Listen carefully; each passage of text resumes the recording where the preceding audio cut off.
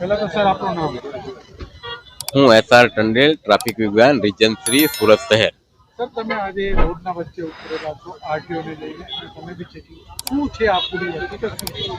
સુરત શહેરના police commissioner Shri Anupamsinh Gehlot સરનામે ખાસ સૂચના કરેલી જે વ્હાઇટ લાઇટ LED અથવા તો જે અંજાઈ જાય તેવા લાઇટ સાથે વાહનો ચલાવતા હોય છે અને ક્યાંક ને ક્યાંક વાહનોમાં એવી મોડિફાઈડ લાઇટો લગાડતા હોય છે.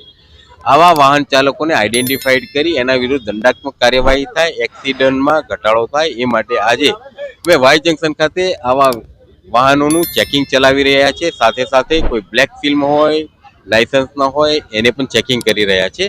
પણ ખાસ કરીને અમે કોન્સન્ટ્રેશન જે કંપનીના માણસો છે અમારી સાથે છે, જે દૂરથી જોઈને કહી શકીએ કે આ લોકોની લાઇટમાં ક્યાંક ને ક્યાંક ચેડા કરેલા છે અથવા તો લાઇટ બદલાવેલી છે.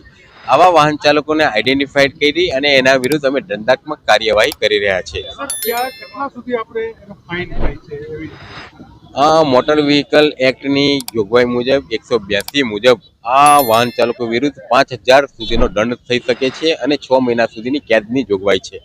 સર આ લોકો બીજી જગ્યાએ કઈ કઈ જગ્યાએ આપણે ચેકિંગ ચાલુ રહ્યું છે? હાલ સુરત સિટીમાં અલગ અલગ વિસ્તારમાં આ રીતના વાહન ચેકિંગના કાર્યક્રમ ચાલુ જ છે. તેમ છતાં આજે અમે ચોક્કસ મોટા પ્રમાણમાં આરટીઓ સાથે વાય જંકશન ખાતે આ કાર્યવાહી કરી રહ્યા છે. મેસેજ આપતો સુરતની જનતાને અને જો લોકો ઓલરેડી ગાડી ચલાવે છે એને શું કહેશો?